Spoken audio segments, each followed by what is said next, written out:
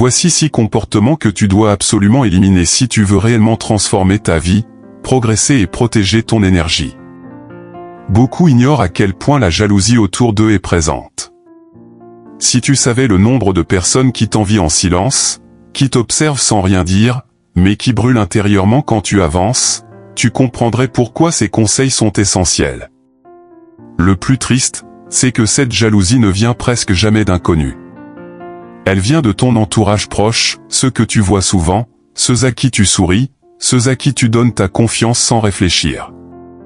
À l'extérieur, ils semblent contents pour toi, ils applaudissent, ils te félicitent. Mais à l'intérieur, leur cœur se serre, ils se comparent, ils se sentent menacés. Ils aimeraient être à ta place, vivre ce que tu vis, réussir ce que tu réussis. C'est pour ça qu'il faut apprendre à ne plus tout dire, ne plus tout montrer et ne plus tout partager. Numéro 1. Ne partage plus jamais tes secrets, même avec tes meilleurs amis. Beaucoup de gens ont le visage d'un ami, mais l'âme d'un adversaire. La majorité des personnes qui t'entourent ne sont pas aussi loyales que tu le crois.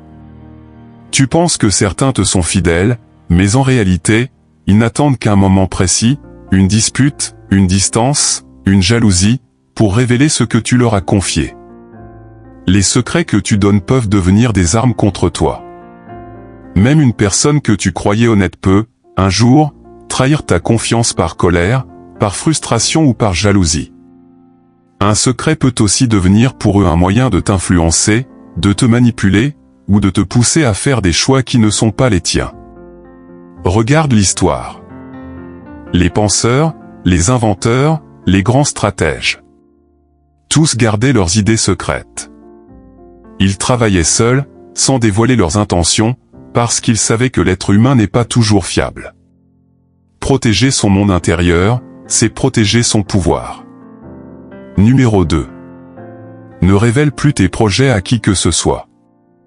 Les gens veulent toujours savoir ce que tu prépares, mais rarement pour te soutenir réellement. Beaucoup veulent surtout s'assurer que tu ne vas pas trop vite, que tu ne vas pas les dépasser, que tu ne vas pas briller plus qu'eux. Même ceux qui sourient devant tes idées peuvent, en douce, essayer de t'en détourner, de te décourager ou de te ralentir. Pourquoi? Parce qu'en toi, ils voient un potentiel qu'ils n'ont pas eu le courage d'exploiter eux-mêmes. Quand tu exposes un projet, quelqu'un peut te voler l'idée. Quelqu'un peut l'exécuter avant toi. Quelqu'un peut la déformer pour te décourager. Quelqu'un peut prier pour ton échec sans jamais l'avouer. En plus, tous ces avis extérieurs peuvent t'embrouiller, t'éloigner de ton objectif, te faire douter de ta propre vision. Un projet, c'est comme une graine fragile, il doit pousser en silence, loin des regards, jusqu'à devenir assez solide pour affronter le monde. Numéro 3. Arrête de revisiter ton passé et de nourrir des regrets. Regretter, c'est se condamner soi-même. Tu ne peux pas construire ta vie avec des chaînes aux pieds. Le passé fait partie de toi, tes erreurs, tes échecs, tes choix maladroits. Tout cela t'a formé, t'a préparé, t'a renforcé. Au lieu de t'auto-saboter psychologiquement, utilise ton passé comme un professeur. Chaque regret cache une leçon. Chaque mauvaise décision te montre une direction à ne plus suivre. Chaque douleur t'a donné une résistance que tu n'avais pas avant. Quand tu arrêtes de regarder en arrière, tu récupères ton énergie. Tu deviens plus confiant, plus rapide dans tes décisions, plus sûr de ton futur. Ta créativité augmente, tes idées se libèrent, et tu progresses beaucoup plus facilement vers tes objectifs. Les regrets, c'est de l'énergie morte. L'avenir, c'est de l'énergie vivante. Numéro 4. Arrête de te plaindre, c'est un poison invisible. Chaque plainte te vole un peu de contrôle sur ta vie.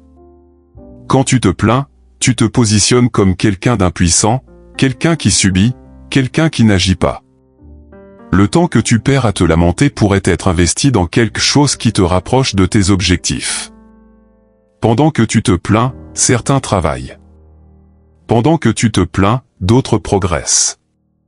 Pendant que tu te plains, l'opportunité continue d'avancer sans toi.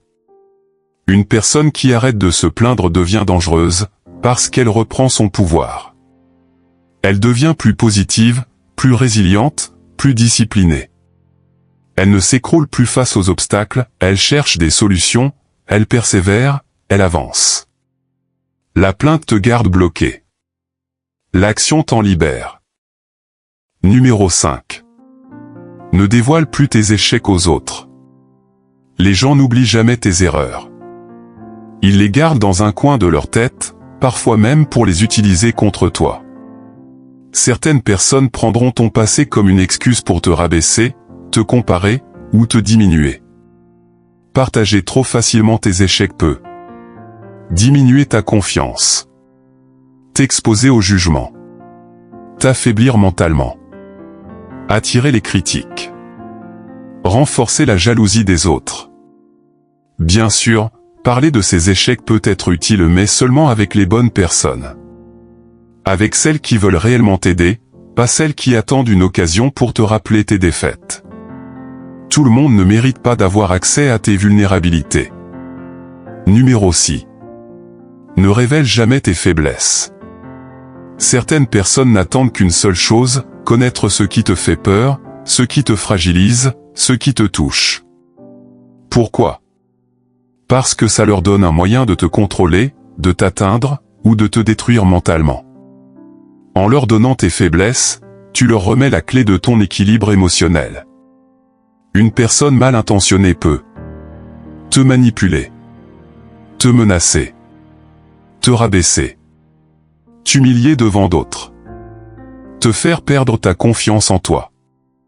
Même quelqu'un que tu crois bienveillant peut, un jour, utiliser tes confidences lors d'un conflit ou d'un moment de jalousie. Et lorsqu'on te juge ou te critique sur tes points faibles, cela peut amplifier ton mal-être et compliquer ta vie émotionnellement. Protéger tes faiblesses, c'est te protéger toi-même. Si cette vidéo t'a aidé ou t'a apporté quelque chose, dis-le nous dans les commentaires.